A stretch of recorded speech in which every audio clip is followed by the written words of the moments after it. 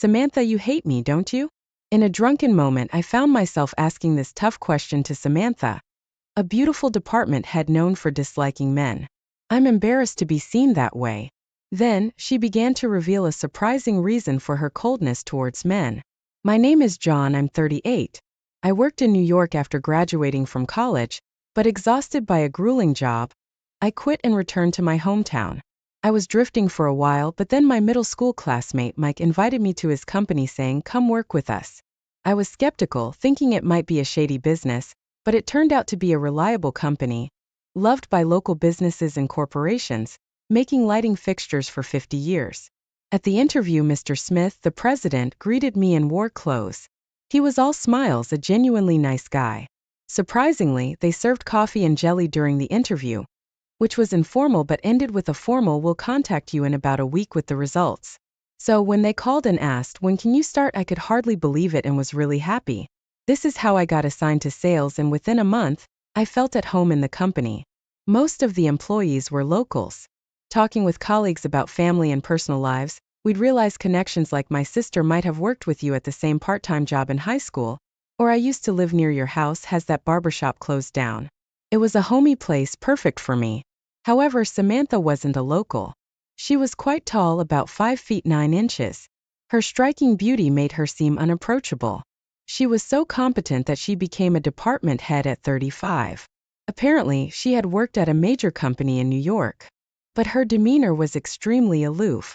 When I submitted work she had requested, she would barely thank me without making eye contact. Yet, she would look at female employees, smile and say warmly, "Thanks, Olivia, that was quick and really helpful."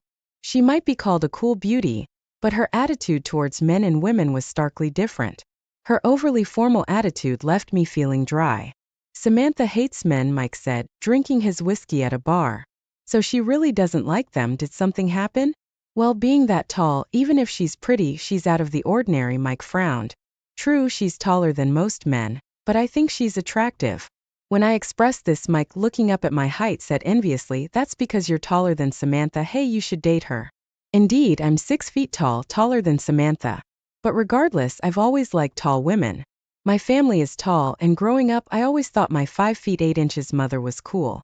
I find tall women attractive. But even if I like her, she might not feel the same about me. I can't just date her. I think Samantha particularly dislikes me. It happened a week ago. I went on a day trip to San Antonio, so I bought some cookies as souvenirs. "I'll leave Samantha's share here," I said, trying to put them on the corner of her desk. Then she coldly rejected them, saying, "I don't need them." Honestly, I was quite shocked. I made up reasons like she might not like sweets, or she's on a diet, just to convince myself. "Indeed, she does seem particularly cold to you. Maybe it's that thing where you're mean to someone you like." Mike made a teasing comment, making me almost spit out my drink as I exclaimed, "What are you talking about? It's only you who's taller than Samantha. Maybe she's cold because she sees you as a man." "That's impossible. There's no way that could be true. Sure, I'm tall, but I'm not good looking, and lately I've started to develop a belly. I'm an unremarkable guy who doesn't attract women at all. I thought there's no way Samantha sees me as a man. I had a bit too much to drink yesterday, but I made it to work the next day and focused on my job. Around 3 p.m., having finished my tasks, I was about to catch up on some paperwork when something happened. "Samantha, I'm so sorry, I made a mistake with the order, and they said they need it delivered today." The female employee, nearly in tears, was Amy. She's just 23 but already has a 1-year-old child. "Then we have no choice but to deliver it directly. Is the product in our warehouse?" Amy replied apologetically. "Yes, it's confirmed, but the delivery location is out of state, a 2-hour drive, and I have to pick up my child, so it's tough for me."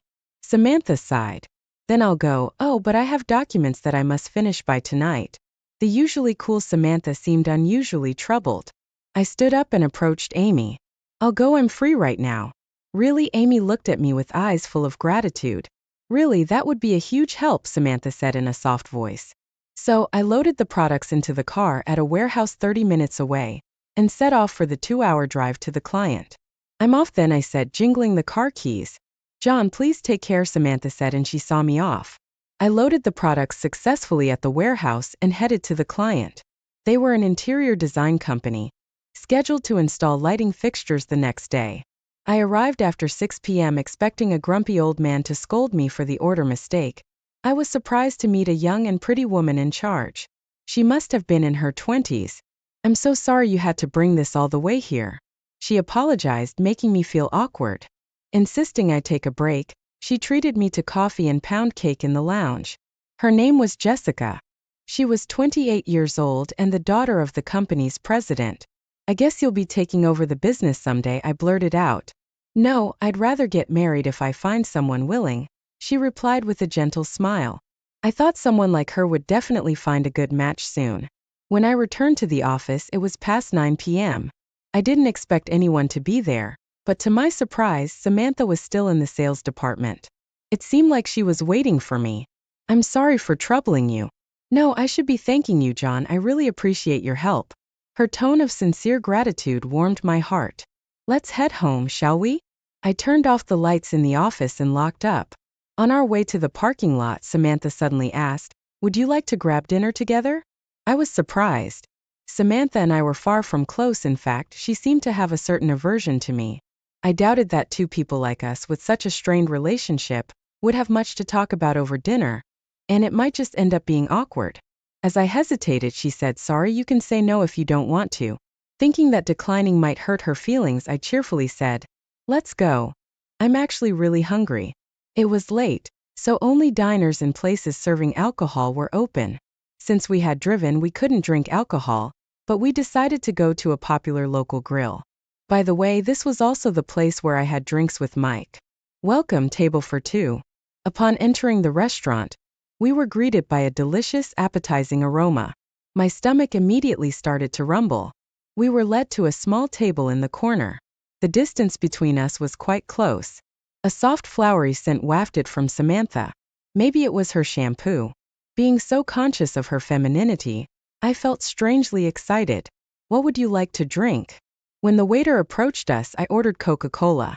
But Samantha said, actually, I do want a drink.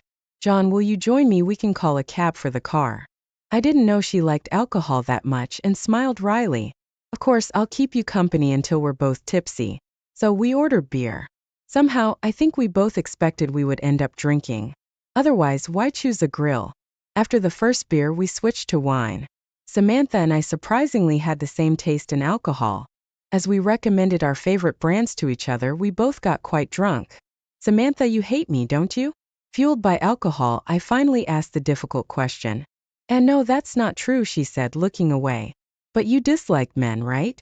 It's pretty well known among the male employees. I pressed further. Samantha sighed. I'm embarrassed to be seen that way, especially as a manager. I didn't realize I was doing it. Then she began to tell me why she was cold towards men. Her height had always been a complex for her. She had been tall since childhood, reaching her current height in middle school. Since boys develop later, all of them were shorter than her, and rather than seeing her as a girl, some even mockingly called her tall girl. Samantha had given up on being treated like a girl. However, in high school things changed. Boys taller than Samantha started to appear. She became close to a 6 feet 1 inch boy from the basketball team. On Valentine's Day, she bravely confessed her feelings. But he rejected her, saying, sorry, I think girls should be at most 5 feet 7 inches. That became a trauma for me. I've been uncomfortable around tall boys ever since. I thought it was a terrible story.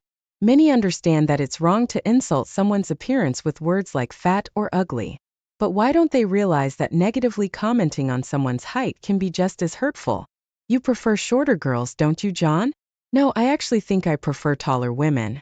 It's more like they make me feel at ease.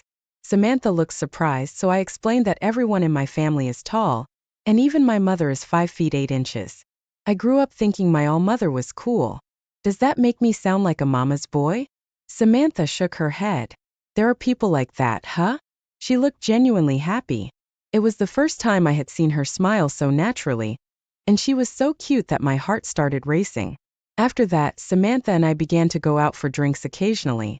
Although the atmosphere never got romantic, we did start talking more informally like friends in the bar. Then one day, I was called in by Mr. Smith, the company president. The atmosphere didn't seem negative, so I headed to the president's office without any particular expectations. I was even casually hoping it might be about a promotion. I was offered a seat on the sofa and sat down. Mr. Smith, sitting opposite me, held something. Curious, I looked closely, and sight was a photo of a woman. Photo? Do you have someone you're seeing, John? No, I don't. Then Mr. Smith said with a smile, you remember that delivery you made out of state? The young lady there seems to have fallen for you at first sight. How about a matchmaking meeting?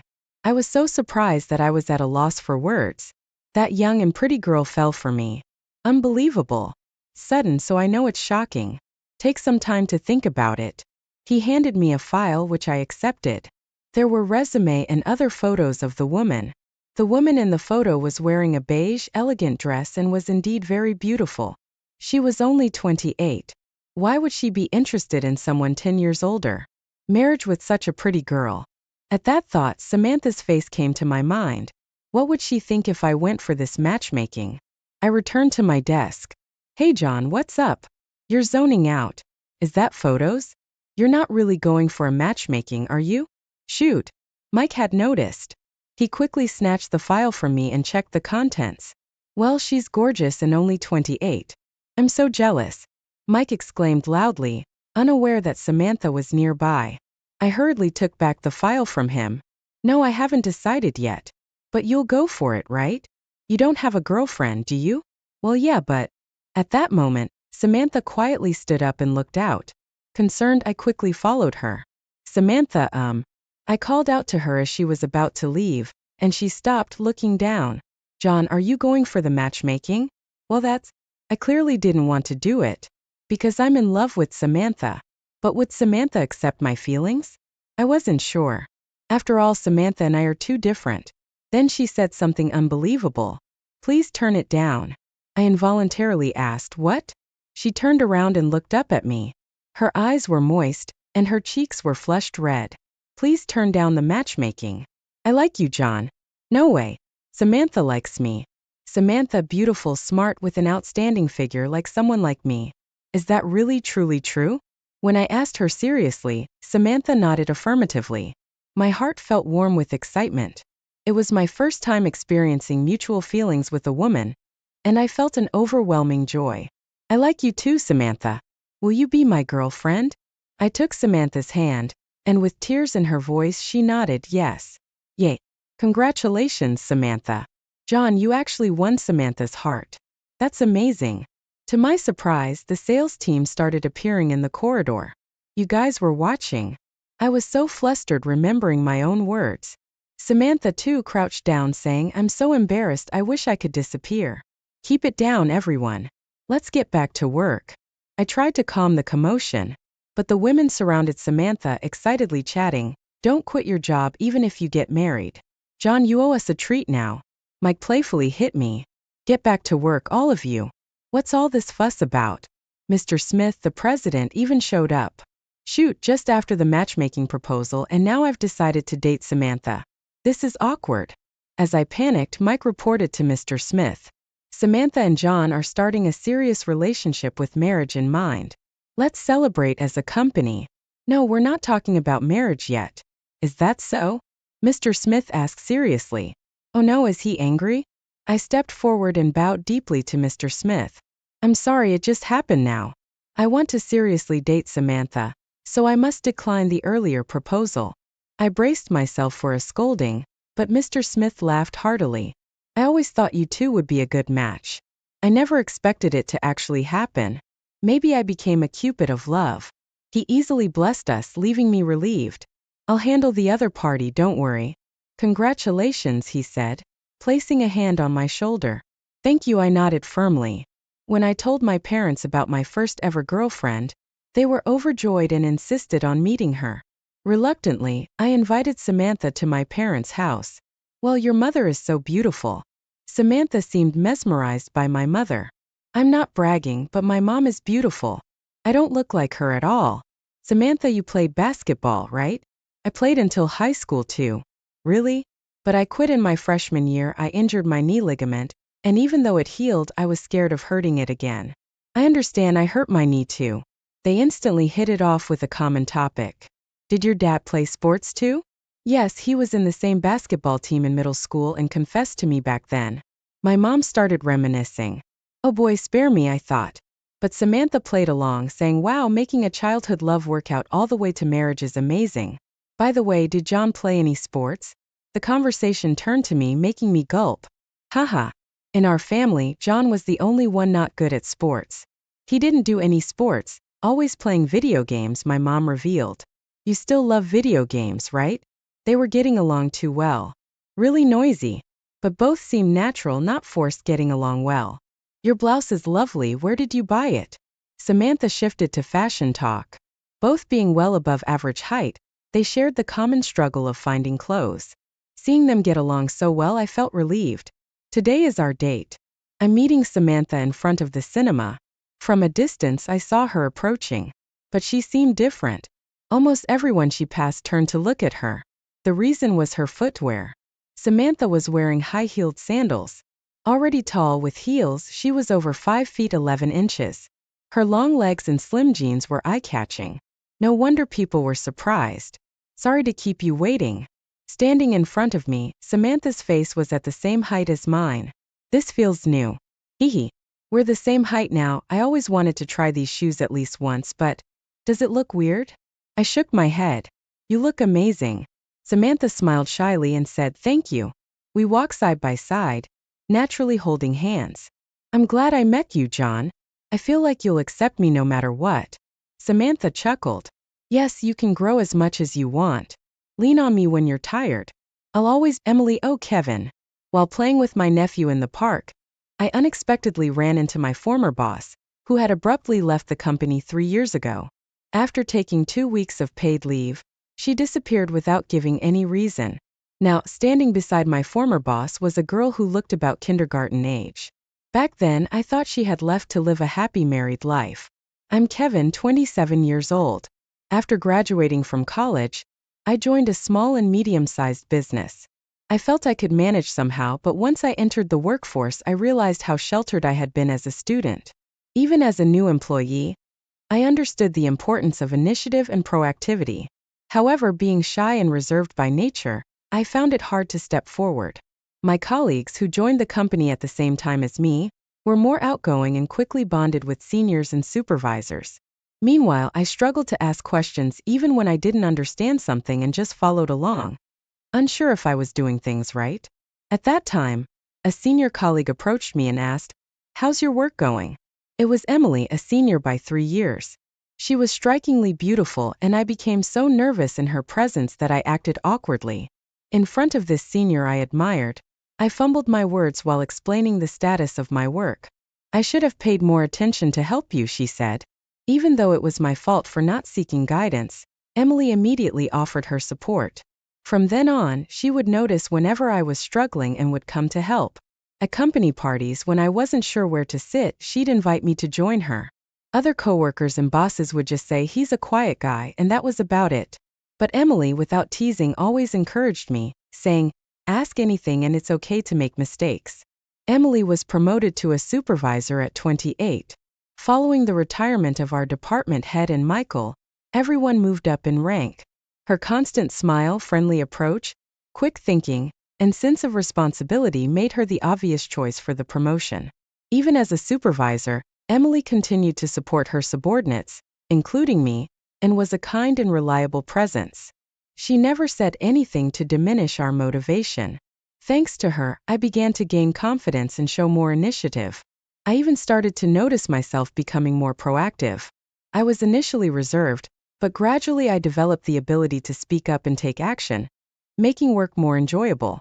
However, 5 years after joining the company, Emily suddenly took a day off. She had never missed work due to illness before. I thought it was unusual, but when I asked Michael about her absence, he only said, she's feeling a bit unwell, without providing any details or knowing when she would return. She might take a break for a while, I heard from Michael, but even after a week, Emily didn't come to work and another week passed. One day, during the morning assembly, it was announced that Emily had resigned. I thought we had built a considerable relationship as boss and subordinate. I felt she could have at least said something before leaving, and I wanted to express my gratitude for all she had done for me. After all, I owe my progress to Emily. but my emails went unanswered. I even tried calling her personally once, only to hear an announcement that it was turned official. I never managed to get in touch with Emily again. 3 years passed and I turned 30. I continued to enjoy my work and led a fulfilling life. During that year's holiday season, my sister, who had moved to Alaska, returned home for the first time in years, and we planned a family gathering. It had been years since I last saw my niece and nephew. For the first half of the holiday, we went sightseeing and had a barbecue in our backyard. For the second half, we decided to relax at home. But my energetic niece and nephew couldn't sit still and wanted to play. So, along with my sister's family, I decided to go to the large park near our home. Arriving at the park, my nephew excitedly pulled me toward the big slide. As the slide came into view, his excitement peaked, and he let go of my hand, running ahead. As this was happening, I called out to the kids, "Let's take turns, okay?" But at the bottom of the slide stairs, there was a bit of a scuffle between my nephew and a girl about kindergarten age over who would go first. Seeing this, I hurried over to my nephew. The girl's mother also hurried over, and we both apologized, saying "I'm sorry" to each other. Then, when I looked up, "Emily, oh Kevin," she responded. I was truly surprised. It was Emily right there in front of me. For a moment, it felt like time had stopped. With the kids needing attention, our greetings were brief. Soon, my nephew got bored of the slide and started playing in the sandbox with my niece and the girl Emily had brought. My sister and her husband kindly offered to watch the kids, allowing Emily and me to talk on a nearby bench. The girl I thought was Emily's daughter turned out to be her niece. Emily had thought my nephew was my son. We both laughed at our mutual misunderstanding, thinking the other had become a parent. "Looks like we're both still single. I thought she was your daughter because she resembles you." Seeing Emily smile again after so long brought back memories. But it's good to see her doing well. After a brief pause, I naturally spoke. "I left the company suddenly back then," Emily said with a hint of sadness in her smile. I wondered why she had left so abruptly. I wanted to ask the reason I never got to hear back then, but seeing Emily's sad face, I thought better of it and held back. Emily, watching her niece, seemed deep in thought. Then she revealed, "Actually, Olivia's mom, my sister, passed away right after giving birth to her." Emily shared her story with a sorrowful expression. Her sister, a single mother, had complications during childbirth and tragically passed away. Shocked by this news, Emily took a leave from work. Overwhelmed by shock, she couldn't bring herself to say "my sister has passed away," and instead took paid leave from the company. Even after her sister's funeral, the grief of losing her sister wasn't something that could easily fade away. So she took another week off, citing poor health. The loss of her close sister was devastating, and her parents were equally shattered. Worried about leaving her grieving parents, Emily decided to resign on her last day of leave. Emily's family home was far from the company. She felt she had no other choice but to resign. Hearing this for the first time, I was at a loss for words. Eventually, it was decided that Olivia would be raised by her grandparents. However, Emily was determined to take her sister's place. After discussions, they agreed to raise Olivia together as a family of 3. To make child-rearing easier, they moved from the city to this more rural area. Coincidentally, it was near my parents' home. As we were talking, Olivia came over and said, "Emmy, shall we go home?" "So you're called Emmy?" I said with an involuntary smile at the adorable nickname. Emily laughed a bit shyly. "Is this big brother a friend of you?" Used to being called Kevin by my niece and nephew, I felt a bit shy being called big brother. "Yes, I'm a friend of Emmy." Emily seemed a bit embarrassed as I used her nickname. Thanks to Olivia, the mood lightened, softening the earlier sadness. This inbox was fun. See you again. Bye-bye. Emmy cheerfully called out to my niece and nephew, waving with a smile. Then she started to leave, holding Emily's hand. "Emily, can I ask for your contact information?" Not wanting to part ways just yet, I hastily called out to Emily. It turned out to be the right decision to ask for her contact at that moment. Although Emily's number was still in my phone, she had changed her phone number. If I had just thought to send an email later, I might never have met Emily again. Emily gladly gave me her contact information. "See you later," I said, waving to Olivia as our reunion for the day came to an end. Even though I exchanged contacts with Emily, I struggled with what to write. Glad to have met you today seemed too straightforward. And it was fun playing together didn't quite fit. I could easily write business emails, but finding the right words for this was tough. I kept looking at and turning away from my phone. Noticing this, my sister teasingly asked, "Is it about that former boss you met today?" "No, it's not," I protested, but apparently it was written all over my face. She chuckled and teased, "I thought she was your type." My sister knew me well. She could see right through me. Emily was indeed beautiful. Of course, I didn't think I was her match. But the Emily I saw again after 3 years had changed from being stern to a softer, kinder presence. On the last day of the holiday, I went to the airport to see off my sister's family. I also planned to return to my own home on the same day. Eventually, I sent Emily an email that day. Despite my deliberation, it ended up being a simple message about heading back home, and that I would contact her again. Emily replied, "Thanks for playing with Olivia, take care on your way home." Back to my regular life, Emily stayed on my mind. I wanted to send her a message, but still couldn't decide what to say. Finally, I started talking about local topics like whether the old candy store we used to visit was still there or recommending good restaurants. Emily shared her favorite spots and places she frequently visited. Sometimes we talked about Olivia, and though we didn't have deep conversations, we exchanged emails once or twice a week. Then came Christmas holiday. I hadn't always gone back home for the Christmas holiday every year, but this time I returned on the first day of the holiday season.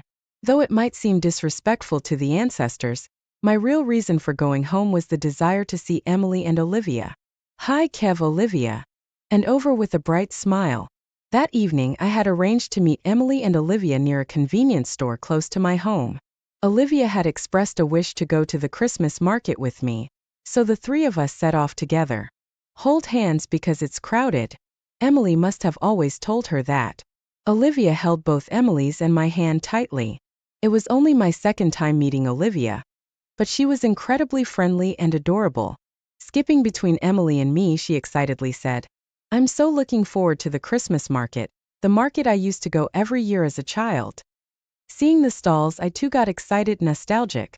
Christmas tree ornaments, eggnog, toy lotteries. Every time Olivia said, "I want to drink this," or "I want to try that," I joined in and had fun with her. When I offered to pay for both Olivia's and Emily's treats, Emily tried to refuse, but I insisted. "It's okay, I love the Christmas market," giving a somewhat awkward reason. I was just happy to have this reunion after such a long time and wanted to do at least this much. Seeing Olivia and Emily smiling the whole time was more than enough for me. That night, before going to sleep, I received an email from Emily. In the email, she shared how Olivia kept talking about all the fun and happy moments of the day until she fell asleep, smiling and saying she wanted to play again with me. The next day, I received an email with a drawing Olivia made with crayons. It was a colorful depiction of the market stalls and the three of us holding hands, walking together. At that moment, I felt as if I had gained another niece, cherishing the drawing with an uncle's affection. But perhaps I was already developing a different kind of feeling for Emily. As next Christmas approached, I found myself thinking about a present for Olivia, but also about Emily. Then came Christmas. Since I was off work, I went to visit Emily and Olivia. I skipped visiting my family home and headed straight to our meeting spot near the local train station. We had arranged to meet there to enjoy the Christmas event happening in front of the station. It was another of Olivia's requests that we were fulfilling. When Olivia saw me, she ran over with a smile, calling Kev, and excitedly led me to Emily. It was my first time seeing Emily and Olivia since last Christmas holiday. Seeing their beaming faces, Emily with a white scarf and Olivia's energetic demeanor, I felt a sense of relief. "Merry Christmas, Olivia," I greeted, handing her the Christmas present I brought. Olivia's eyes sparkled as she received it, saying thank you with a big smile, holding it carefully with both hands. Emily said to Olivia, "Good for you," and then turned to me with a smile saying thank you. She appeared slightly apologetic, scrunching up her face a bit. In fact, Emily knew what was inside Olivia's present. I had struggled with what to get her and had secretly asked Emily what Olivia might like. Initially, Emily was hesitant to tell me, but during our conversation over email, Olivia expressed a desire to go to the Christmas event at the station. Hearing about the event, perhaps recalling our time at the Christmas market, Olivia said, "I want to play with Kevin again." This gave me a good pretext to meet, and also made the arrangement of her present go smoothly. The dazzling Christmas lights were enchanting. I took a photo of Emily and Olivia in front of a large Christmas tree. They really look like a beautiful mother-daughter pair, I thought. Would you like us to take a picture? We were approached by a young couple, probably college students, offering to take our photo. Say that again, we can take a family photo for you, so why don't you join in? Emily and I exchanged a puzzled look. Emily appeared just as perplexed as I was. Then Olivia, smiling, beckoned us over. I awkwardly crouched next to Olivia. Along with Olivia, Emily and I also said cheese and had the photo taken. After expressing our thanks to the couple, we looked at the photo they took for us. Show me, Olivia said, and as I showed her the photo, my eyes met Emily's. She smiled at me. I wondered if her slight bashfulness was just my imagination. Was I imagining her bashfulness? The photo of the three of us, in this time spent together, filled me with happiness and warmth, and then I decided it was time to share something important with her. After dinner at a casual restaurant, I drove Emily and a sleepy Olivia back to their home. Olivia had fallen asleep in Emily's arms, exhausted from the excitement. When we arrived at the house, Emily quietly came out from the entrance. She mentioned that her mother had noticed and had taken over putting Olivia to bed. We sat on a bench in a small park across from Emily's house, and I took a moment to gather my thoughts. I pulled a small package from my bag and handed it to Emily as her Christmas present. For me, she exclaimed in surprise and delight. Can I open it? She asked. As I said yes, Emily carefully opened the small package. It's beautiful, she said. The present was a necklace with a small diamond, a gift for Emily. It was a simple design, but I had carefully chosen it, thinking it would suit Emily. She looked at the necklace with delight, but her expression also carried a hint of confusion. Emily, I know you are doing your best as Olivia's mom, but can I be by her side too? I asked her, expressing my feelings that I had been contemplating for a long time. Emily looked at me with surprise, then with a serious gaze, her eyes gradually filling with tears. She looked down, biting her lip and gazing off into the distance, seemingly lost in thought. From her profile, she appeared to be deep in thought. After a while she spoke. I'm sorry and thank you.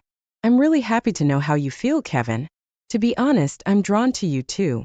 You've been kind to both Olivia and me, and our email exchanges have been a comforting part of my day.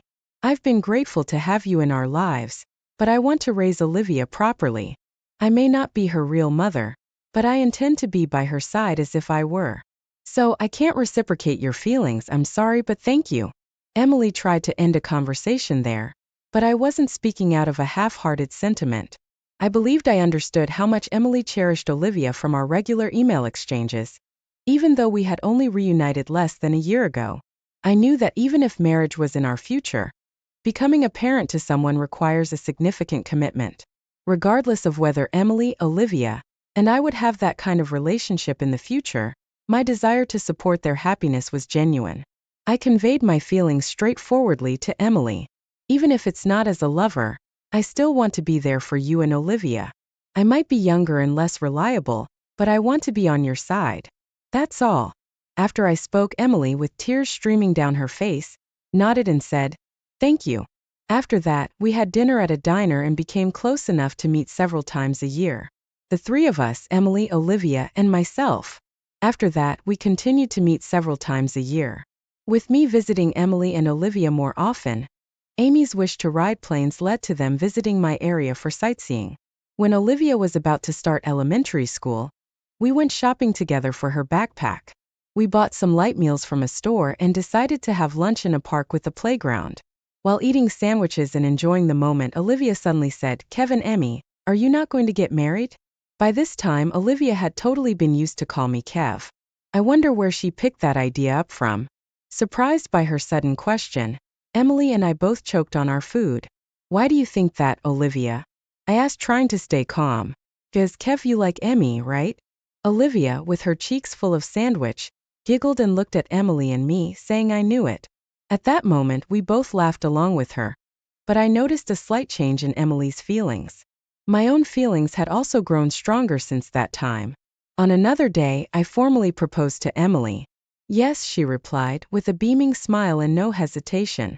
Thanks to Emmy's words, we were able to move forward. I like to think that she was the little link that brought us together. Olivia entered elementary school, and I became her father. To be closer to our families, I made a significant decision to change jobs and move back to my hometown. We rented an apartment near both our parents' homes and started living together as a family. Now we are raising Olivia together with both sets of grandparents. I'm committed to protecting her pure and honest smile. As well as Emily, you're really useless.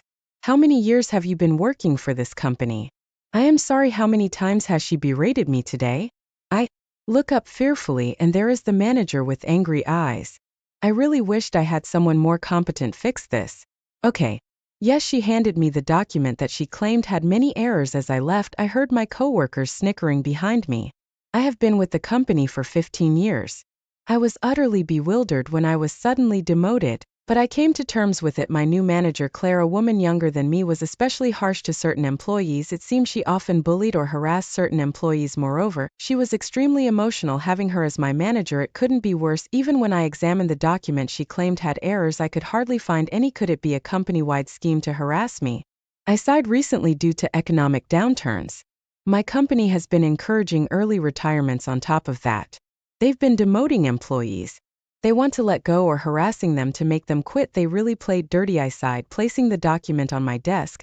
I looked at a photo of my beloved wife, Jennifer. Seeing her bright and radiant smile made me sigh even more. How did someone like me end up with her? My wife, Jennifer? Unlike me, who only finished high school, was a top-performing college graduate. She had a promising career trajectory, yet for some reason she chose to resign from her job and followed me after I was demoted.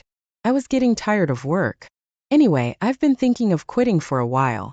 So the timing was just right. Why not? Our new place is famous for tourism, and I think living a relaxed life in the countryside could be nice since moving here.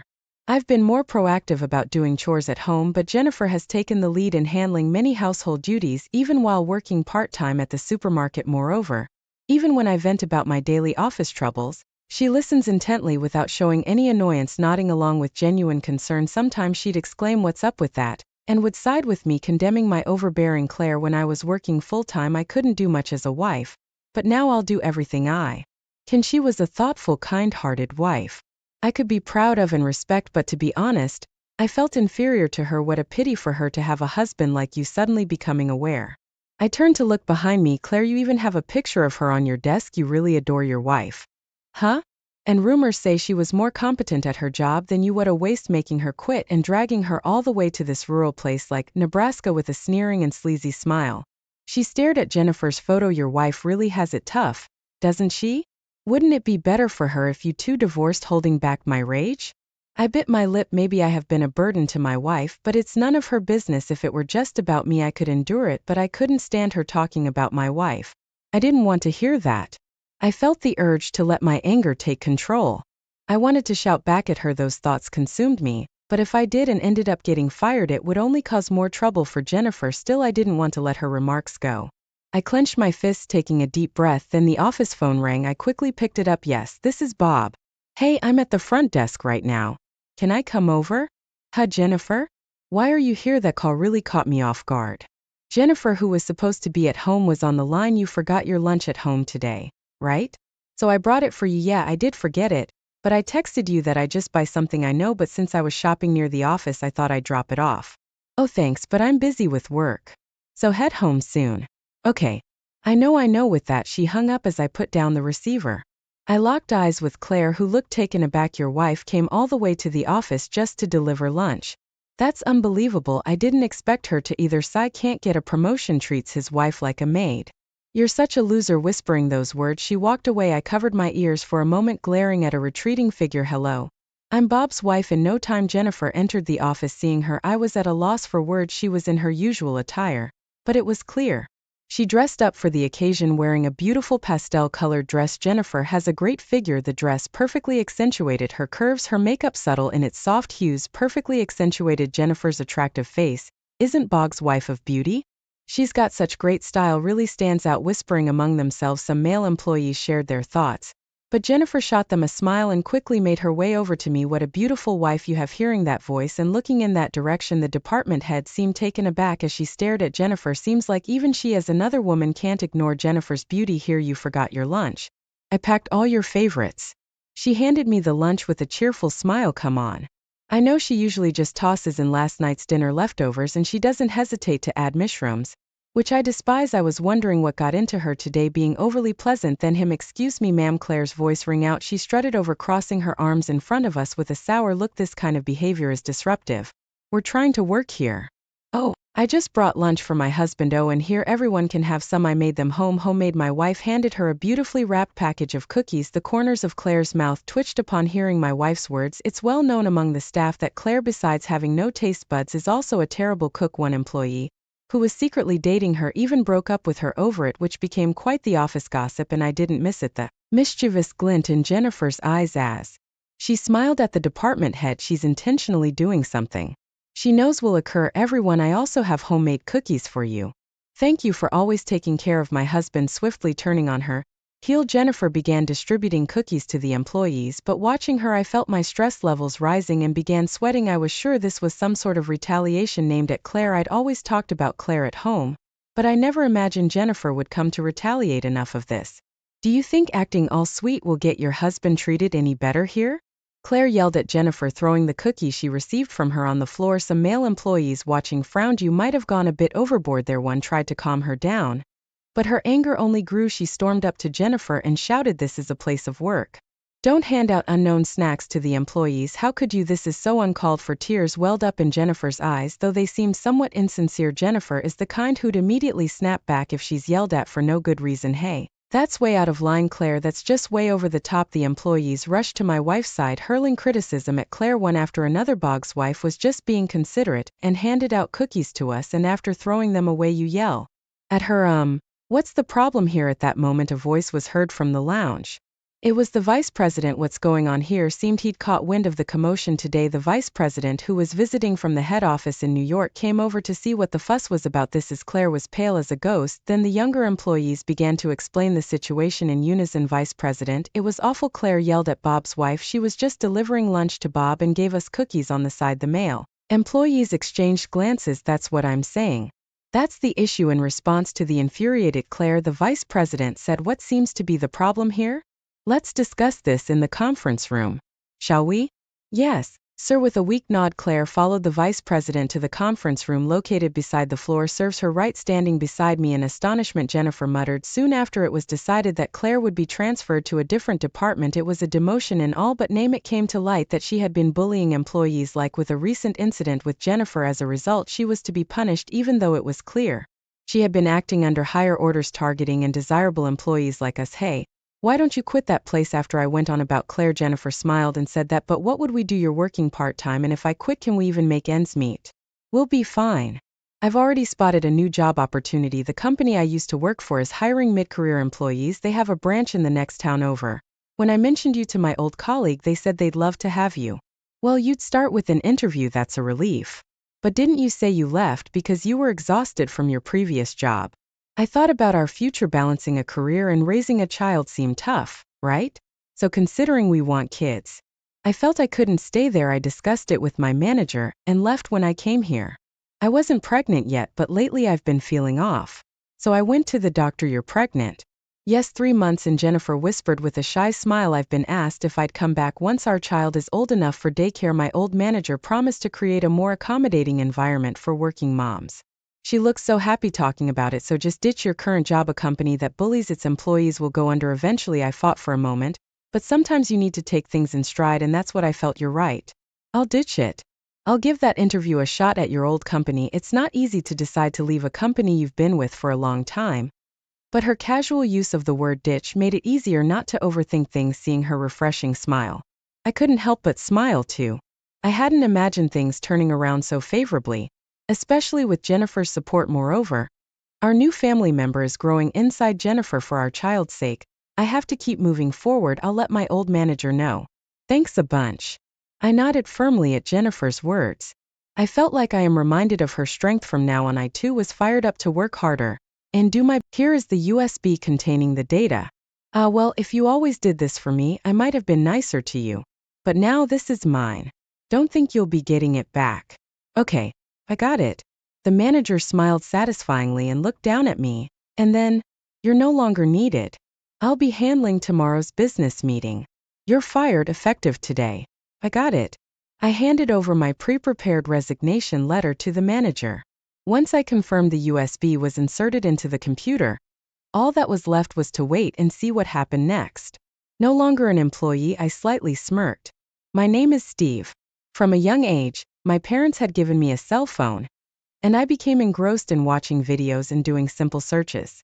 Above all, I was captivated by games. Back then, my parents installed educational puzzle games and simple playthings for me. Once I got the hang of it, I started installing any games that caught my interest. That's how I fell deep into the world of computers. Later, when I started elementary school, my dad gifted me his old computer. In this day and age, it's good to know how to use a computer. Plus, for a game lover like you, it'll be a great gift, right? Yo, thanks, Dad. Mom was worried about my future grades. But until I graduated elementary school, I continued to ace almost all my tests. Thanks to that, my mom, initially skeptical about giving me a computer, stopped nagging me with her worries. In middle school, with a bit more allowance, I dove into building my own computer.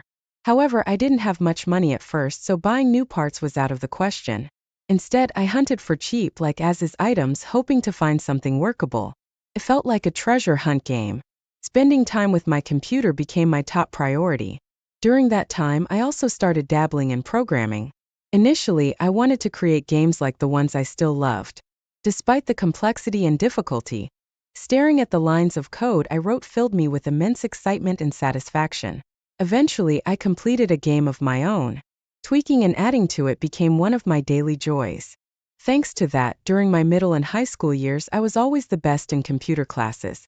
Whether it was typing tests or PowerPoint and Excel classes, I always finished first. Because of this, my close friends started calling me Master PC. Master PC, help me with my assignment, please. My overtime fees are pretty high, you know. Damn. I'll treat you to any drink from the vending machine. Okay, you got it. We had the conversations like that. These are some good memories from my youth. I pursued engineering in university. Receiving advice on programming from my dad, who works at a company, my skills grew to a practical level. My new interest became the world of artificial intelligence, also known as AI. The college environment, filled with eccentric creators and people more skilled than me, was like heaven. During my time there, my dad made a suggestion one day. Steve, how about becoming an engineer at my company? But if I get a job, I'll lose my freedom. I want to work somewhere where I can do what I love. I thought you might say that. But Steve, you have the skills to choose freely, so I'm not worried. My dad didn't dismiss my thoughts. However, my mom looked worried. But I'm still worried. Nowadays, having a stable job means a secure future. Don't worry, Mom. I've thought about that. Really? Are you sure everything will be okay? I'll tell you first when I get a job, so wait for the good news. If you say so. Mom is a worrier but never dismisses others' ideas. I know she's kinder than any other mother I know. So I didn't want to keep her anxious. That's why, after graduating college, I found a place that seemed like it could fulfill my ideal of balancing work and hobbies. I joined a fairly large advertising agency, giving my mom a sigh of relief. But that workplace lacked my ideals. Damien is slacking off again and pushing his work. His name is Tom. He was the first friend I made at this job. He also enjoyed tinkering with computers and even showcased his games at a huge game festival held biannually. Since we had similar interests, it didn't take long for us to become friends. Steve, you've been called out a lot recently. Yeah, I guess it's because I said I was good with computers during my introduction. Tough luck. But really, for an advertising agency manager, being unable to use a computer properly is something else. Exactly. Our workplace, led by such a manager, Damien, a man in his 50s, became a busy place. He leverages his seniority to dump work on younger employees. Because of his behavior, despite being able to leave on time, we're all pushed into working overtime. Both Tom and I are victims of this. Hey Steve, come here for a sec. Yes, what's up? There's some trouble with the computer. Can you take a look? Alright, I got it. That's how it goes. Whenever there's a problem, they call me. But it's always minor issues. There it's fixed. Well, young guys like you could do anything without a computer. Fixing this is expected. Sure. You know, I've always gotten A+ grades in math throughout my life. From elementary school, and Elle took a business class at my local community college.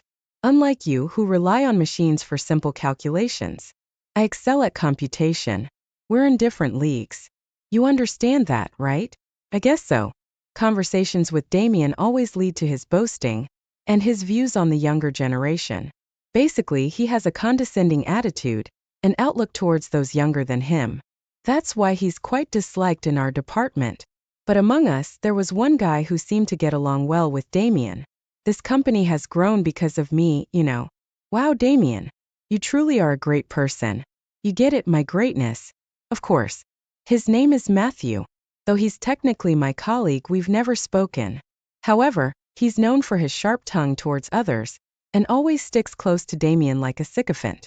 Probably he's aiming for a promotion, but his behavior has been causing discomfort among our colleagues. Hey Steve, Damien said you need to do this. This? Was it your job? Huh, what are you talking about? This was indeed assigned to you. What's with that look? Fine, just leave it. Like that, he too is the same as Damien. Matthew had a habit of dumping his work on others. Honestly, we could refuse what he said, but he persistently neighed, so eventually everyone just accepts it.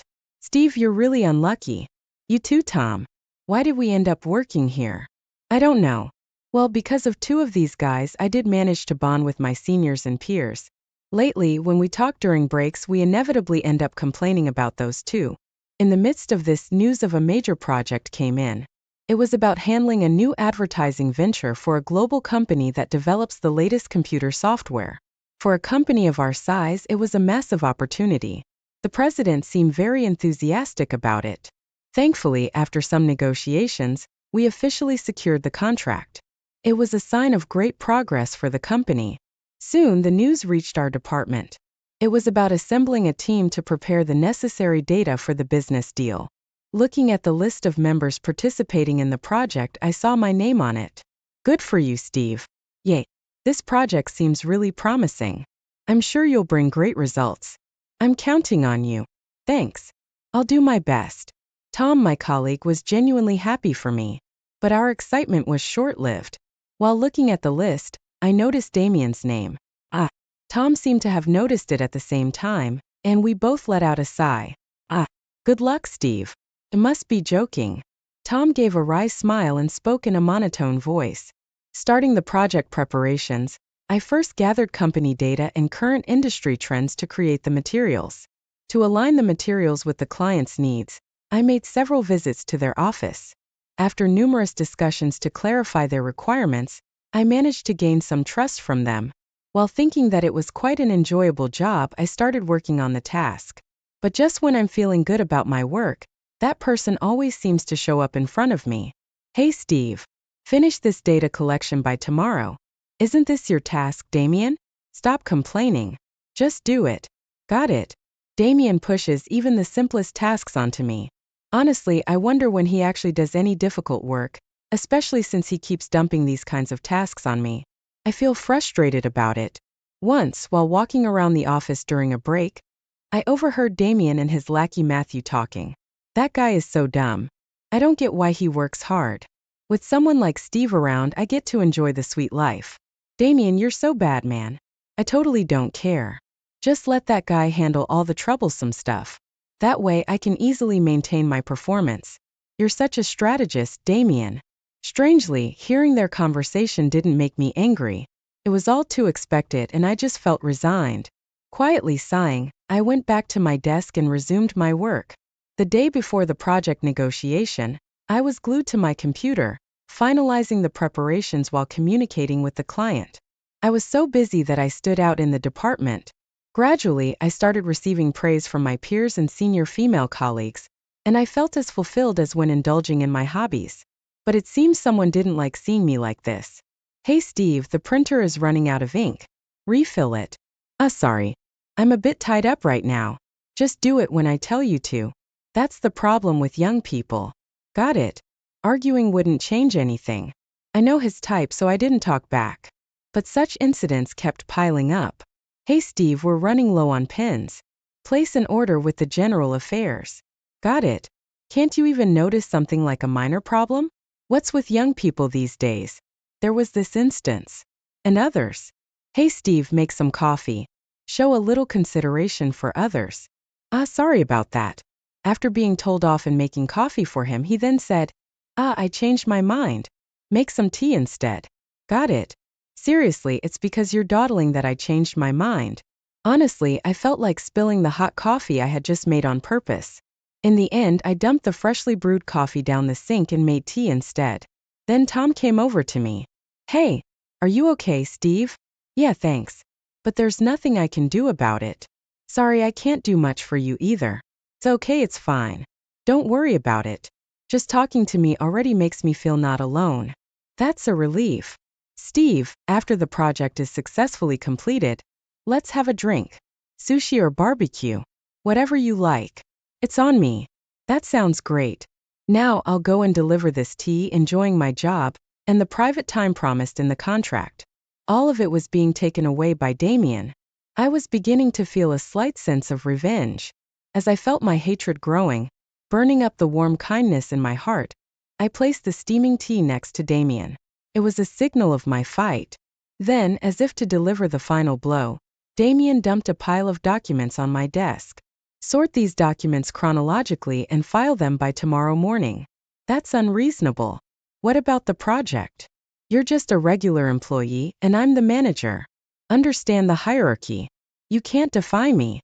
Can't you even handle this? You're so incompetent. It's pathetic. Being good with computers doesn't mean you're cut out for office work. You're a disposable employee. Damien, probably harboring some dissatisfaction with me. He said all he wanted without caring about the others around. Feeling relieved, he left with Matthew. Hey, hand over the documents you created. It's clear who's superior here. Normally, for a big project like this, someone in my position should be dealing with the client. It was too early for you. As I recalled everything that had happened, I trembled with anger, struggling to keep my composure. For the first time, I experienced how one's vision narrows and darkens when losing oneself to anger. But in the remaining sliver of light, I saw Tom and other colleagues and seniors looking worriedly at me. I managed to suppress my dark feelings. All right. Here is the USB with the data. You're being cooperative for once. If you were always like this, I might have taken care of you. But now this is mine. Don't expect to get it back. Okay. With a satisfied smile, Damien looked down on me. And then, you're no longer needed. I'll handle tomorrow's negotiation. You're fired effective today. Okay. If that's the case, I'll go say goodbye to the president now. Suit yourself. I handed over my pre-prepared resignation letter I had in my desk. After Damien took it, he left the room with Matthew looking pleased. Excuse me. Come in. After speaking with Damien, I went to the president's office to explain everything. I told him about the project data being uploaded to the company's cloud, how to access it, and that during my visits to the client I had bonded with an executive. David, you trusted my work and had proposed starting a new company together. I shared all these details. All right. I thought this company would be a good environment for you, but it ended up causing you pain. I'm sorry. It's okay. Don't worry about it. But probably, the feelings I've harbored against Damien will smolder in my heart for a while. Well, maybe this is for the best. Besides, I always felt uncomfortable with the idea of you and me being tied by a hierarchical relationship. I feel the same, Dad. Most people don't know this. But the president of the company is actually my father. I joined the company under my mother's surname, Williams. So it's no wonder no one realized. Initially, Mom suggested I join a company as a successor. But Dad wanted me to live more freely, and didn't intend to make me a successor. So he was actually somewhat relieved to hear I was leaving. I'll clean up my desk and then leave the company. You make it sound like you're going far away. Please excuse me for leaving ahead. Just say you're going home as usual. I'm just kidding, Dad. Then I'm going home. Take care. When I returned to the office, I saw Damien in a flurry. I asked Tom what happened. Apparently, when Damien plugged in the USB drive he possibly took from you, it triggered a warning and the computer froze. Well, that figures. Everyone around him is just shrugging it off, saying they don't know what to do, making him even more panicked. Seeing Damien and Matthew flustered, I couldn't help but snicker. Noticing me, Damien shouted, almost yelling, "Hey Steve! What's wrong, Mr. Damien? When I plugged in this USB you gave me, the computer stopped working. Fix it." "I'm sorry, but I'm no longer an employee here. I was fired by you just a while ago, and it's past my working hours, so I'm going home." I said this and began gathering my belongings to leave. Damien stomped over to me. He reached out as if to grab my collar. "I'm not your coworker anymore. If you try to harm me, I'll file a police report." Damien's face turned red, then pale, and he stopped in his tracks. "What did you do?" "I don't know, but weren't you aware, Mr. Damien? Our company prohibits carrying data on USB drives for security reasons." "What are you talking about?" "It's a rule for preventing data leaks. If you don't follow the proper procedure, plugging in a USB will trigger a warning." "Right, I forgot," Damien muttered, realizing the company rule. He had forgotten. For someone in your position to forget such an important thing, it's surprising you managed to be in charge of others. Getting cocky, aren't you? Can't even handle a computer, lacks rational thought as an adult, and behaves like a selfish child who knows nothing of the wider world. It's sad how your mind hasn't grown despite your age. It's a wonder how you've survived in society so far. I mimicked what Damien had always done to me in front of him. My colleagues watching this were laughing quietly, shaking with suppressed laughter. Tom was grinning, watching us with his elbows on his desk. "Well, if you follow the proper steps, you can use it again." After I said that, Damien seemed relieved and let out a deep sigh. Seizing the moment, I added, "You can apply at the General Affairs Department, and it'll be usable in 2 to 3 days. Hearing this, he turned pale again. "The negotiation is tomorrow. I guess you understand what this situation means, right? Someone in your position should naturally understand." "Steve? Well, I've been fired. As you said, I'm incompetent, only good with computers. I'm leaving this company now, and please don't contact me. We're practically strangers now." Mr. Damien, with a sense of liberation, I felt like a hero. You had conquered a battle, and I left the room. The data on the USB drive was already uploaded to the company's cloud, as I had informed the president. However, I saved it in a place where Damien, lacking computer skills, wouldn't find it. Despite my grudge against him, I didn't want to harm the project or other members, especially the president, who was enthusiastic about it. David from the client side was also fully informed about the incident, so even if Damien made a mistake, the negotiation would not be jeopardized. The president would surely handle things smoothly tomorrow. Time passed. One day, over drinks, David, who was an executive at the client side back then, told me what happened afterward. Damien appeared at the scheduled negotiation looking utterly exhausted. He tried to bluff his way through, but was sharply questioned by the clients and my father, the president, causing his voice to tremble. Moreover, when asked by the client why I wasn't present, Damien boldly claimed he was incompetent, so I had him leave as if it was a righteous act. The clients chuckled, but David, without changing his expression, calmly asked, "In what ways are you more capable than Steve?" He often visited us to understand our needs and created clear documents. We were considering asking him for the final advertisement due to its high quality. I've always excelled in math. I also graduated from a business class at a community college. Young people these days rely too much on computers and don't think for themselves. Confidently boasted Damien. The president laughed. Graduated a community college. Steve graduated from the university with a Master of Business degree. Also, he had US CPA. Hearing this, Damien froze. "How come do you know so much about him?" "I've been watching over him closely, second only to one other person in this world. It's natural for me to know about him." That can't mean. He's my son." "Yikes." Damien paled and collapsed at his knees.